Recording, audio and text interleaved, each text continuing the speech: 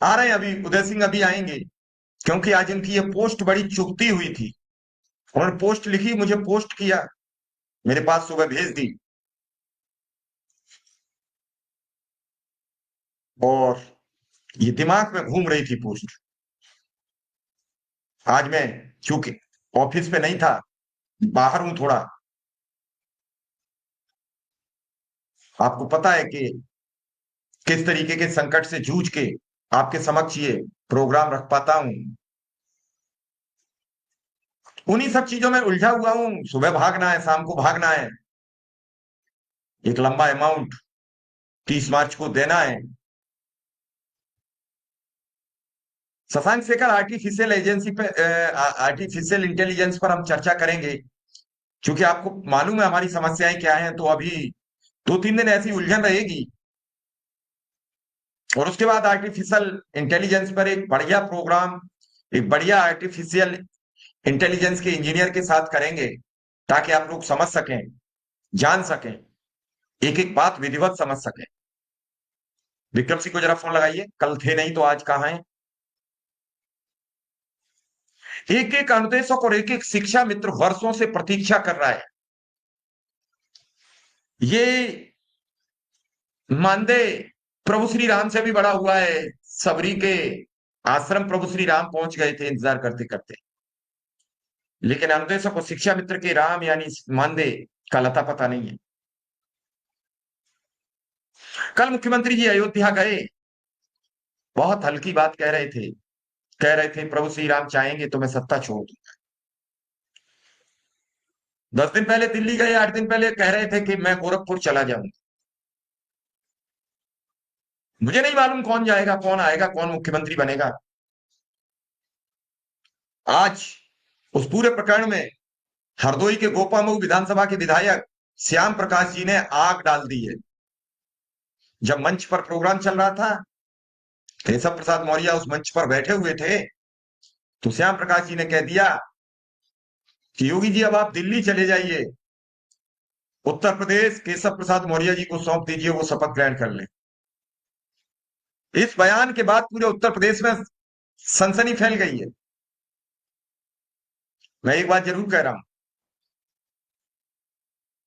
गरीब की हाय बहुत बुरी होती है।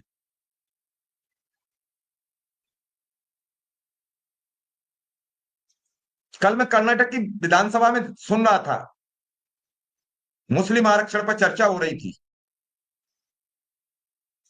और उस चर्चा के दौरान विधानसभा में विधायकों ने, मंत्रियों ने, पक्ष ने, विपक्ष ने मिलकर अपना वेतन दोगुना कर लिया। जिसको 80,000 रुपया वेतन मिलता था उसने 1,60,000 कर लिया। मेजर थपथपा दी। उत्तर प्रदेश में भी वेतन बढ़ता है तो किसी को पता नहीं लगता विधानसभा में। लेकिन वही बात, वही वेतन, वही सिस्टम तब सबको खराब लगता है जब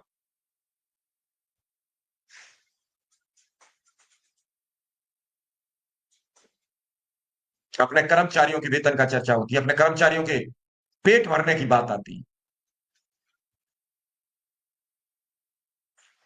बहुत चीजें हैं जो सार्वजनिक नहीं की जा सकती। बहुत ऐसी चीजें हैं जिन्हें बताया जा सकता है, जिन्हें समझाया जा सकता है, जिनके कई रास्ते हैं। मैंने हर बार आपसे कहा, हमारे साथ अभी उदय सिंह आ रहे हैं, जिन्होंने पोस्ट लिखी है उसमें बहुत कुछ है।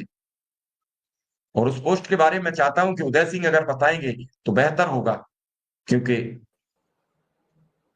व्यक्ति की खुद की बताई हुई पीड़ा से ही लोग समझते हैं कि क्या है। उदय सिंह जी, स्वागत है आपका। और आज एक आपने पोस्ट लिखी, मुझे पर्सनल भी भेजी और ग्रुप्स में भी भेजी। कई लोग इस भ्रम में भी हैं कि वो ग्रुप्स मैंने बनाए हैं, जबकि वो ग्रुप्स दोनों जो निर्माण किए हैं वो उदय सिंह ने किए हैं। मैं तो उसमें केवल सम्मिलित हूं। उदय सिंह को भली भांति पता है, मेरा उसमें कोई योगदान नहीं है। उदय सिंह, आखिर क्यों लिखनी पड़ी ये पूरी पोस्ट बताइए, और क्या पोस्ट है, पोस्ट का मकसद क्या है, पोस्ट क्यों लिखनी पड़ी। नमस्कार सर। हेलो। नमस्ते। जी आवाज आ रही है जी आ रही सर। पीड़ा इतनी है कि अब दबाएं नहीं दबती है, क्या करें, कोई कार्य भी दूसरा नहीं है जिसके सहारे से अपना जीवन यापन किया जाए। इतना समय भी नहीं है क्योंकि हम गांव से दूर लगभग 20 किलोमीटर दूर शहर से दूर रहते हैं, तो कोई काम हमें अतिरिक्त मिल भी नहीं सकता कि हम वहां जाकर के कोई काम कर सकें। कोई स्वरोजगार भी नहीं है हमारे पास, तो जीवन काटना बड़ा कठिन हो गया है। अब कह नहीं सकते कितना कठिन हो गया है, लेकिन जी रहे हैं। किस तरह से जी रहे हैं ये ईश्वर जानता है। तो जब पीड़ा होती है, जब वेदना होती है, तो वेदना में जो भी मन में आता है, जो भी विचार आते हैं, जो लगते हैं शायद सही हो, लेकिन कुछ लोगों को लगता है